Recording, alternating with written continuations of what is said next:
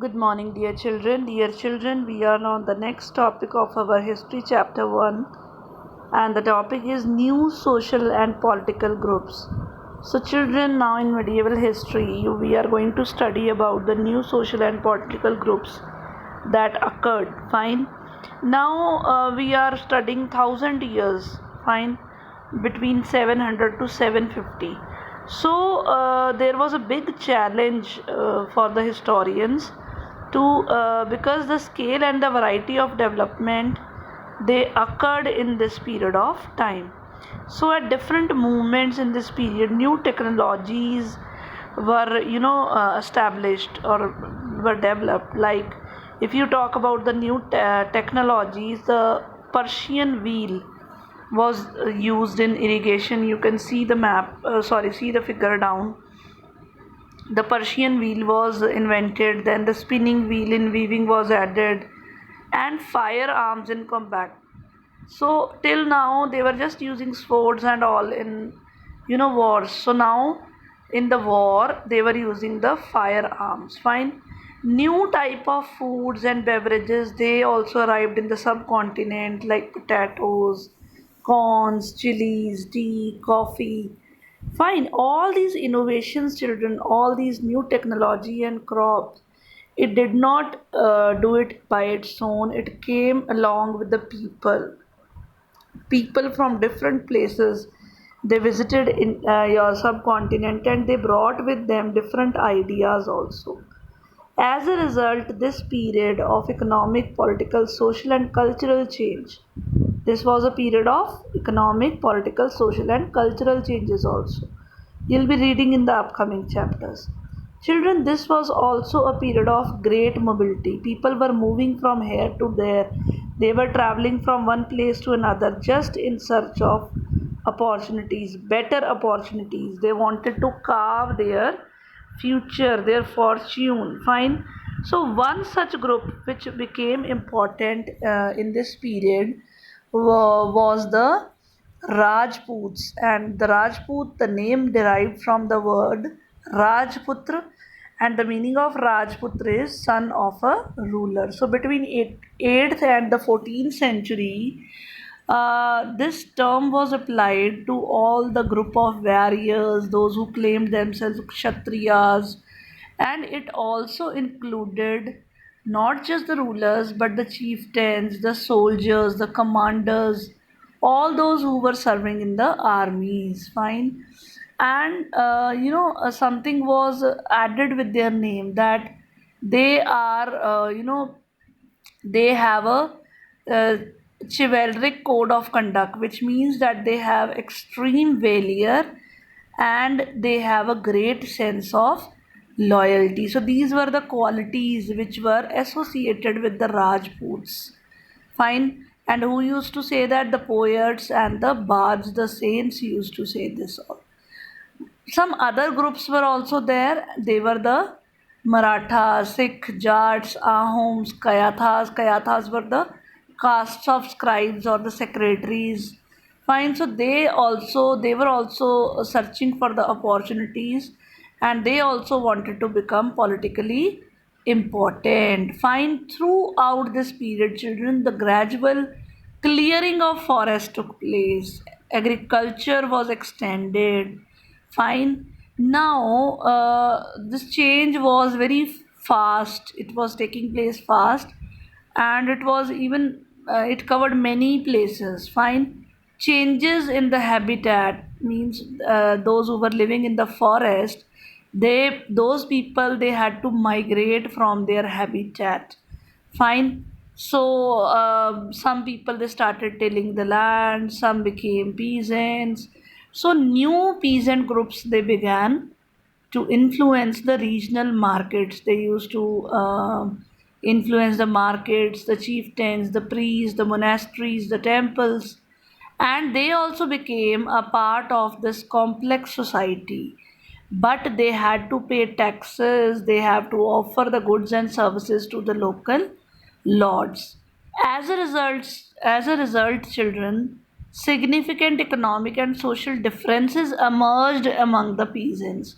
So now what will happen? Some of them They possessed the productive land. Others, those who don't have land, they kept cattle, and some of them they combined their artisanal work with the agriculture also at the time when they don't have to do anything in agriculture. That time they used to do other work. So this way a society became uh, means differentiated. There was a lot of difference seen in the society. So people, they were grouped into different jatis, or you call them subcastes, and they were ranked on the basis of their background or whatever occupation they were following. Fine, the ranks were not fixed permanently, but they were fixed according to the power, the influence, the resources that a member of jati has. Fine, so these jatis were also different from area to area. The status of the same jati was different in different areas. Now these jatis, they have their own rules and regulations to just manage the members, to keep a control on the members. These rules and regulations, they were enforced by the jati panchayat, and it was an assembly of elders.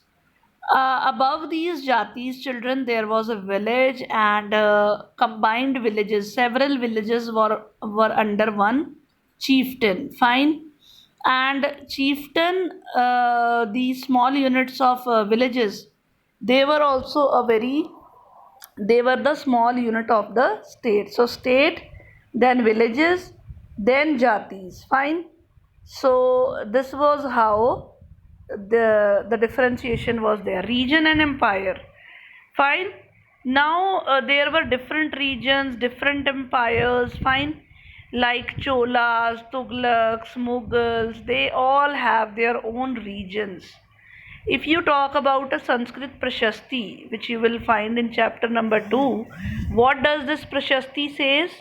It is praising the Delhi Sultan Ghiazuddin Balban.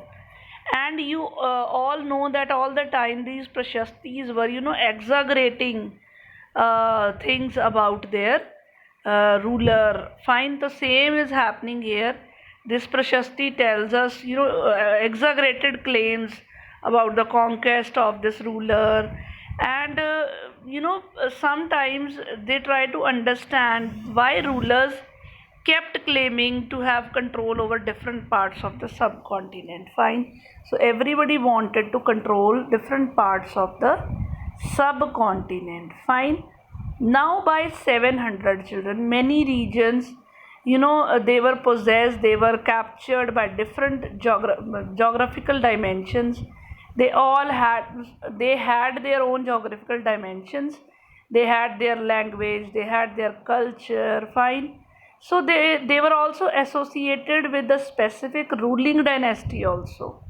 Means different places, different dynasties. And sometimes there were conflicts between the states also, like dynasties like Cholas, Khiljis, Tughlaqs, Mughals. They built their empire. You will read in the coming chapters. They had a pan-regional empire. What does it mean? Means diverse region. They had their empire in the diverse regions. But all these empires, they were equally they were not equally stable and successful also. Their duration you will be learning in the coming chapters. But when the Mughal empire declined in the 18th century, again re-emergence of regional state took place. Fine, you will read in the coming chapters. So, across most of the subcontinent, the regions were left with the legacies. Big, small states were there, and fine, and they ruled over small, big people. They ruled over them. Fine, emergence of many districts took place. Shared traditions were there. Different governments were there. How they were managing their economy, their culture, their language. So all this you are going to study. Now through 1,000 years children, see 700 to 750, the character of different region did not grow in isolation. All the regions, they all felt these regions, they felt impact of large pan regional forces.